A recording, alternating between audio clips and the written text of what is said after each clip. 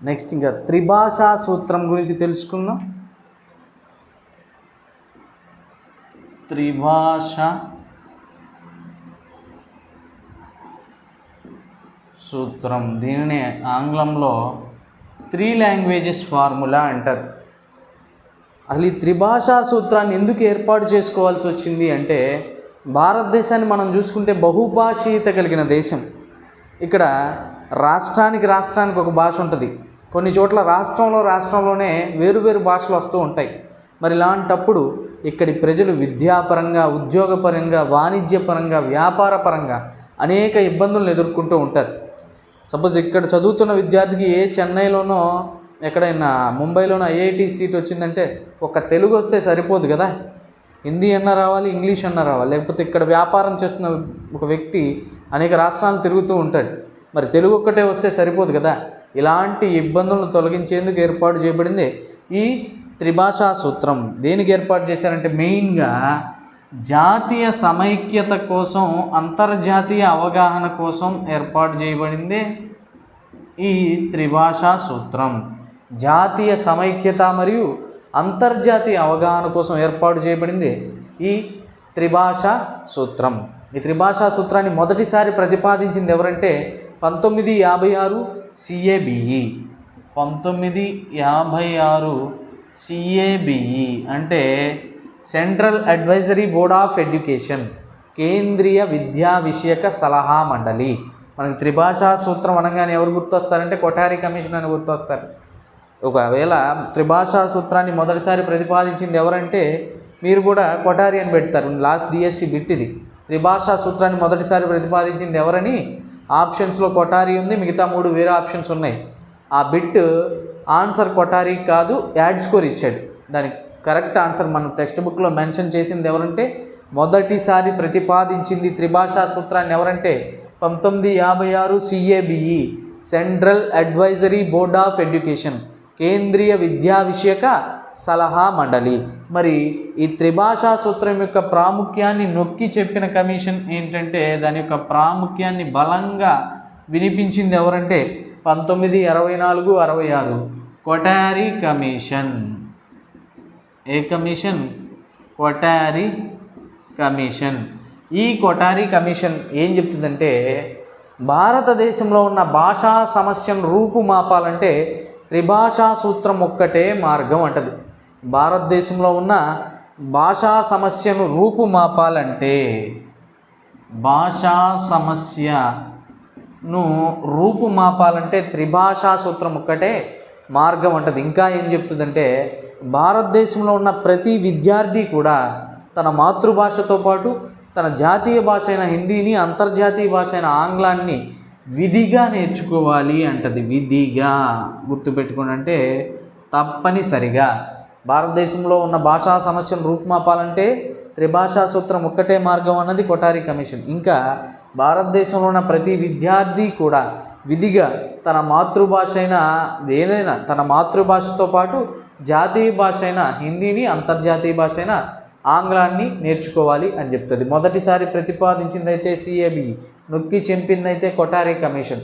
మనం చూసుకుంటే 1978లో NCERT ఏం రూపొందిస్తుందంటే 10+2+3 విద్యా విధానాన్ని రూపొందిస్తుంది. అంటే 10 సంవత్సరాల పాఠశాల విద్య, 2 సంవత్సరాల ఇంటర్మీడియట్, 3 సంవత్సరాల డిగ్రీ. ఈ 10+2+3 విద్యా విధానాన్ని NCERT ఎప్పుడు రూపొందించిందంటే 1978లో రూపొందించింది. మనం అందరం కూడా ఈ విద్యా విధానంలోనే చదువుకుని వచ్చిన వాళ్ళమే కదా. ఎప్పుడు రూపొందించారు దాన్ని? 1978. ఇది ప్రీవియస్ బిట్. 10+2+3 విద్యా విధానాన్ని రూపొందించింది ఎవరు అని ఇచ్చాడు ప్రీవియస్ బిట్. ఎవరు? NCERT. ఈ NCERT రూపొందించినటువంటి 10+2+3 విద్యా విధానంలో దేనికి ప్రాముఖ్యాన్ని ఇచ్చిందంటే త్రిభాషా సూత్రానికి ప్రాముఖ్యాన్ని ఇచ్చింది. మరి 10+2+3 78లో త్రిభాషా సూత్రానికి ప్రాముఖ్యాన్ని ఇస్తే, ఈ త్రిభాషా సూత్రాన్ని మొదటిసారి అమలుపరిచిన కమిషన్ ఏంటంటే 1986 నూతన జాతీయ విద్యా విధానం, అంటే NPE, new policy of education. 1986 త్రిభాషా సూత్రాన్ని మొదటిసారి అమలుపరిచిన కమిషన్. మొదటిసారి ప్రతిపాదించిన కమిషన్ ఏదంటే 1956 CABE.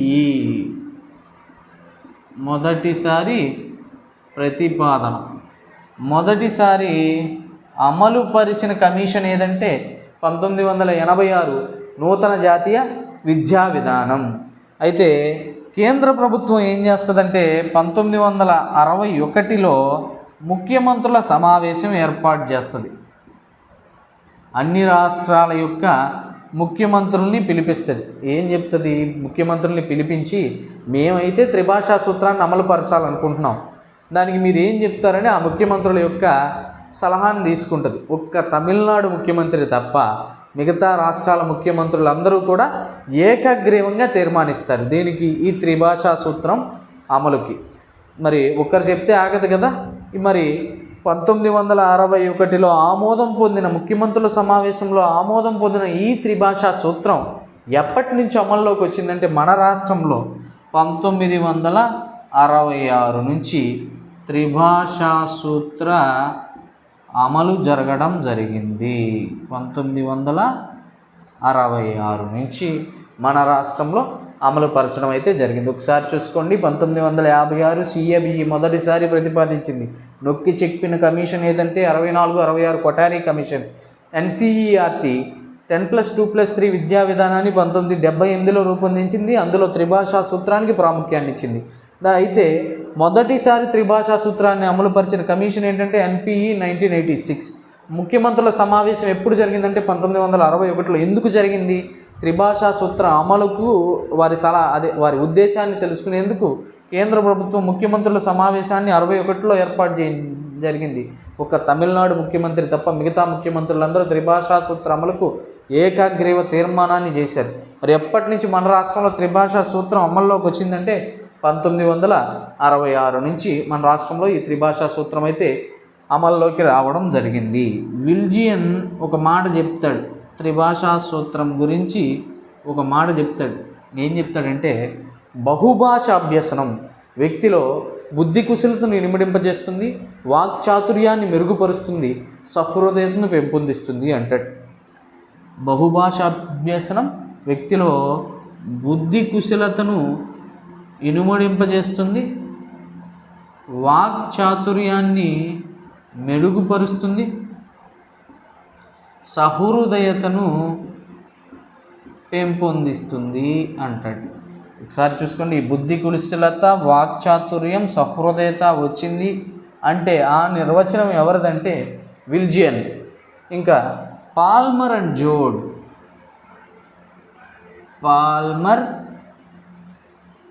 అండ్ జోడ్ వీరేం చెప్తారంటే త్రిభాషా సూత్రం గురించి, శైశవం నుంచి విజాతీయ భాషలు నేర్చుకున్న విద్యార్థి పరిపూర్ణ జ్ఞానాన్ని కలిగి ఉంటాడు అని చెప్తారు. శైశవం నుంచి విజాతీయ భాషలు నేర్చుకున్న విద్యార్థి పరిపూర్ణ జ్ఞానాన్ని కలిగి ఉంటాడు. ఎలా గుర్తుపెట్టుకుంటారంటే, శైశవంలో పిల్లలకి పాలిచ్చి జో కొడతారు అని గుర్తుపెట్టుకోండి. శైశవంలో పిల్లలకి, శైశవం అంటేనే పిల్లలు కదా, శైశవంలో పిల్లలకి పాలిచ్చి జో కొడతారు. ఈ విధంగా బుద్ధి కుశలత, వాక్చాతుర్యం, సహృదయత వచ్చిందంటే విల్జియన్. ఈ విధంగా గుర్తుపెట్టుకోవచ్చు. అసలు త్రిభాషా సూత్రం ప్రకారం మొదటి భాషగా ఏ భాషను నేర్పిస్తారు అంటే, మొదటి భాష మాతృభాషను నేర్పిస్తారు. మన మాతృభాష ఏంటి? తెలుగు కదా. రెండవ భాషగా జాతీయ భాషను నేర్పిస్తారు. మన జాతీయ భాష ఏంటి? హిందీ. ఇక మూడవ భాషగా అంతర్జాతీయ భాషను నేర్పిస్తారు. మన అంతర్జాతీయ భాష ఏంటి? ఆంగ్లం కదా. ఈ విధంగా మాతృభాషతో పాటు జాతీయ భాషను, అంతర్జాతీయ భాషను మూడింటిని నేర్పించడాన్ని ఈ త్రిభాషా సూత్రం అంటారు. మరి సరే, మనకైతే పర్లేదు, మన మాతృభాష తెలుగు, జాతీయ భాష హిందీ, ఇబ్బంది ఏం లేదు. మరి హిందీని మాతృభాషగా కలిగిన రాష్ట్రాలు ఉన్నాయి. అప్పుడు మొదటి భాషగా వారు హిందీని నేర్చుకోవాలి, జాతీయ భాషగా కూడా హిందీని నేర్చుకోవాలి. ఇలా 2 సార్లు నేర్చుకోవాలా? ఇలాంటి ప్రశ్న ఉత్పన్నమైనప్పుడు ఏం చెప్పారంటే, హిందీని మాతృభాషగా కలిగినటువంటి ఉత్తరాది రాష్ట్రాల వారు దక్షిణాది భాషల్లో ఏదో ఒక దాన్ని ద్వితీయ భాషగా నేర్చుకోవాలి అని చెప్పారు. హిందీని మాతృభాషగా కలిగినటువంటి ఉత్తరాది రాష్ట్రాల వారు ద్వితీయ భాషగా దక్షిణాది భాషల్లో దేన్నో ఒక దాన్ని ఎంచుకోవచ్చు అని చెప్పారు. మన తెలుగుని ద్వితీయ భాషగా ఎంచుకున్న రాష్ట్రాలు ఏంటంటే బీహార్, హర్యానా. మన తెలుగుని ద్వితీయ భాషగా ఎంచుకున్నటువంటి ఉత్తరాది రాష్ట్రాలు ఏంటంటే బీహార్, హర్యానా. సరే, ఇది బాగానే ఉంది. హిందీని మాతృభాషగా కలిగిన రాష్ట్రాల వారిని రెండవ భాషగా దక్షిణాది భాషల్లో ఏదో దాన్ని నేర్చుకోమన్నారు. మరి కొంతమందికి ప్రాంతీయ భాష మాతృభాష ఒకటిగా ఉండదు, లేకపోతే అల్పసంఖ్యాక వర్గాల వారు లేదా మైనారిటీలు ఉంటారు. మరి అలాంటి వారు ఏం చేయాలి? సపోజ్ ఇప్పుడు కర్ణాటక నుంచి వస్తారు, బెంగళూరు అయ్యంగారి బేకరీలని వచ్చి ఇక్కడే స్థిరపడతారు, మన ప్రాంతంలోనే స్థిరపడతారు. వాళ్ళు పొద్దున్నే లేవగానే ఫ్లైట్లలో వాళ్ళ పిల్లల్ని స్కూల్కి పంపించి సాయంత్రం వేరే ఫ్లైట్లు ఇక్కడ తెచ్చుకోలేరుగా, ఇక్కడే స్కూల్లో జాయిన్ చేయాలి. మరి త్రిభాషా సూత్రం ప్రకారం ఖచ్చితంగా ఏం చెప్పాం? మొదటి భాషగా ఏం చెప్పాం? మాతృభాషను నేర్పించాలని చెప్పాం. వాడి మాతృభాష ఏంటి? కన్నడ. మన మాతృభాష ఇక్కడ స్కూల్లో చేరితే ఏమి నేర్పిస్తాం? తెలుగు నేర్పిస్తాం కదా. ఖచ్చితంగా త్రిభాషా సూత్రం ప్రకారం మొదటి భాషగా మాతృభాష నేర్చుకోవాలి. మరి ప్రాంతీయ భాష మాతృభాష ఒకటి కాని సందర్భంలో ఏం చేయాలి అంటే ఏం చెప్పారంటే, ప్రాంతీయ భాష మాతృభాష ఒకటి కాని సందర్భంలో మొదటి 2 సంవత్సరాల పాటు విద్యార్థికి మాతృభాషనే మొదటి భాషగా నేర్పించాలంట. ప్రాంతీయ భాష మాతృభాష ఒకటి కాని సందర్భంలో విద్యార్థికి మొదటి 2 సంవత్సరాల పాటు ఏ భాషను నేర్పించాలంటే మాతృభాషనే నేర్పించాలి. మరి రెండవ భాషగా ఏం నేర్పించాలంటే అక్కడ ప్రాంతీయంగా ఉండే భాషను నేర్పించాలి. అంటే ఇక్కడ కర్ణాటక నుంచి ఇక్కడ చదువుకోవడానికి వచ్చిన విద్యార్థికి మొదటి 2 సంవత్సరాల పాటు మొదటి భాషగా కన్నడం నేర్పిస్తాం, ద్వితీయ భాషగా ఇక్కడ ప్రాంతీయంగా మాట్లాడబడుతున్నటువంటి తెలుగును నేర్పించడం జరుగుతుంది. ఇక ఈ త్రిభాషా సూత్రాన్ని సక్రమంగా అమలు పరుస్తున్న రాష్ట్రాలు వచ్చేసరికి ఆంధ్రప్రదేశ్, తెలంగాణ, హర్యానా. చూడండి, మన తెలుగుని బోధిస్తున్న రాష్ట్రాలే ఈ త్రిభాషా సూత్రాన్ని సక్రమంగా అమలు పరుస్తున్నాయి. అసలు అమలు పరచని రాష్ట్రం ఏదంటే తమిళనాడు. త్రిభాషా సూత్రాన్ని అస్సలు అమలు పరచని రాష్ట్రం ఏదంటే తమిళనాడు. ఇక త్రిభాషా సూత్రం ప్రకారం మొదటి భాషగా ఖచ్చితంగా ఏ భాషను నేర్పించాలన్నాం? మాతృభాషని కదా.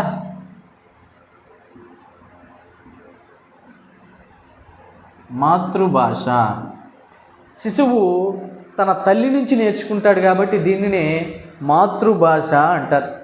అప్రయత్నంగా నేర్చుకునే భాషే మాతృభాష. అంటే మన మాతృభాష నేర్చుకోవడానికి ప్రయత్నం ఏమన్నా చేస్తామా?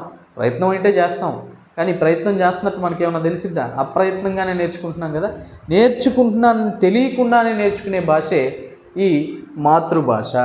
ఏమన్నా subject plus V1 plus objective, subject plus is am are plus V1 plus in plus object, ఇలా స్ట్రక్చర్లు వేసి ఏమి నేర్చుకోవట్లేదు కదా.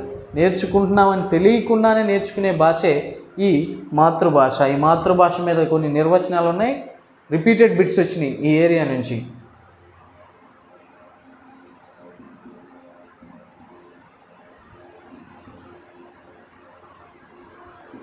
కొమర్రాజు లక్ష్మణరావు గారు ఈయన ఏం చెప్తాడంటే, మాతృభాష తల్లిపాలు వంటిది, పరభాష దాదిపాలు వంటిది అంటాడు. మాతృభాష తల్లిపాల వంటిది, పరభాష దాదిపాలు వంటిది అంటాడు. దీన్ని దాదిపాలు అంటే పోతపాలు. ఎలా చెప్తాడంటే ఈ విధంగా పోలుస్తూ, మాతృభాష ద్వారా విద్యాభ్యాసం చేసిన విద్యార్థికి, పరభాష ద్వారా విద్యాభ్యాసం చేసిన విద్యార్థికి, తల్లిపాలు తాగి పెరిగిన శిశువుకి, దాదిపాలు తాగి పెరిగిన శిశువుకి ఎంతైతే తేడా ఉంటుందో అంత తేడా ఉంటుంది అంటాడు. అంటే తల్లిపాలు తాగిన శిశువుకి, దాదిపాలు తాగి పెరిగిన శిశువుకి ఏం తేడా ఉంటుంది? నాకు తెలిసి ఈ దాదిపాలు తాగి పెరిగిన శిశువే ఇంకా బలిష్టంగా ఉంటాడు. ఇక్కడ ఆయన ఉద్దేశం ఏంటంటే, తల్లిపాలు తాగి పెరిగిన శిశువుకి ఇమ్యూనిటీ పవర్ ఉంటుంది, ఇమ్యూనిటీ పవర్ అంటే వాడికి త్వరగా ఏ రోగాన్నైనా తట్టుకోగలడు. ఈ దాది పాలు తాగినోడు 2 రోజులకు వచ్చి ఒకసారి నాకు జలుబు అంటాడు, జ్వరం అంటాడు, ఈ విధంగా ఉంటుంది. కాబట్టి తల్లిపాలు వంటిది దాదిపాలు వంటిది అంటున్నది ఎవరంటే కొమర్రాజు లక్ష్మణరావు గారు. నెక్స్ట్ గొడవర్తి సూర్యనారాయణ గారు. గొడవర్తి సూర్యనారాయణ గారు ఈయన ఏం చెప్తాడంటే, వ్యక్తి తన హావభావాలను హాసక్రోధాలను ఏ భాషాముఖమును వ్యక్తపరచునో అదే అతని మాతృభాష అంటాడు. వ్యక్తి తన హావభావాలను వ్యక్తీకరిస్తాడు కదా, ఆ హావభావాలను హాసక్రోధం అంటే తన ఆనందాల్ని కోపాలని వీటిని ఏ భాషా ముఖమును వ్యక్తపరచును, హావ భావాలు హాస క్రోధాలు ఏ భాషా ముఖమును వ్యక్తపరచునో అదే అతని మాతృభాష అంటారు. ఎలా గుర్తుపెట్టుకుంటారో చూడండి. మనకు ఎవరితోన్నా గొడవ అయిందనుకోండి, వాళ్ళు మనకు కనిపించినప్పుడు మన మొహంలో హావభావాలు మారిపోవు. ఆ విధంగా గుర్తుపెట్టుకోండి. వ్యక్తి తన హావభావాలను హాసక్రోధాలను ఏ భాషాముఖమును వ్యక్తపరచునో అదే అతని మాతృభాష అంటాడు. ఎవరు? గొడవర్తి సూర్యనారాయణ గారు. నెక్స్ట్ గాంధీజీ.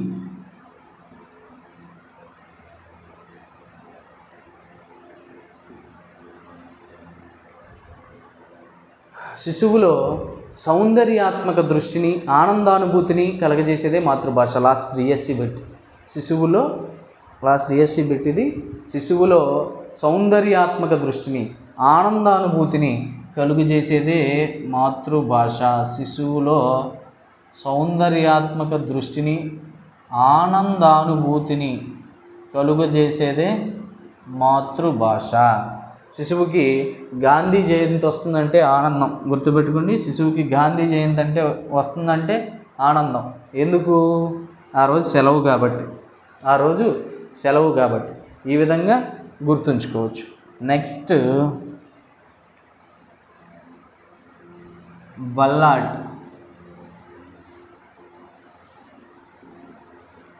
వ్యక్తి తన నిద్రావస్థలో ఏ భాషలో అయితే కలగంటాడో జాగృత అవస్థలో ఏ భాషాముఖమును ఆలోచిస్తాడో అదే అతని మాతృభాష. నిద్రావస్థలో ఏ భాషలో అయితే కలగంటాడో జాగృత అవస్థలో ఏ భాషాముఖమును ఆలోచిస్తాడో అదే అతని మాతృభాష అంటాడు.